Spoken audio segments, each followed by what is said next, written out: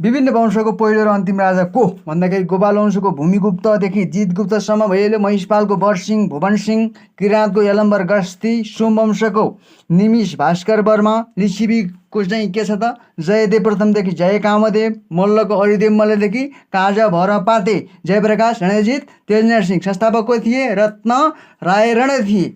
र हामीले चाहिँ अब शाहवंशको त कुलमण्डनदेखि ज्ञानेन्द्र भयो। र चाहिँ कुरा के छ त विभिन्न राज्यहरूको चाहिँ अन्तिम राजा को भनेर पनि आउँछ। पाल्पाको रुद्रसेन, तनहुँको हरकुमार दत्तसेन, लमजुङको वीरमर्दन शाह, त्यसै गरी मकवानपुरको दिग्बन्धन सेन भइहाल्यो। डोय राज्यको हरसिंहदेव पहिलो चाहिँ नान्यदेव थिए। खस राज्यको अन्तिम अभयमल्ल पहिलो चाहिँ नागराज थिए। यसरी चाहिँ र चाहिँ अलिकति मैले छोडेको थिएँ सूर्यवंशको चाहिँ भुवी भनेर सम्झिने र ठकुरीको भाषम भनेर सम्झिने, तपाईँले त्यहाँ हेर्न सक्नुहुन्छ होइन।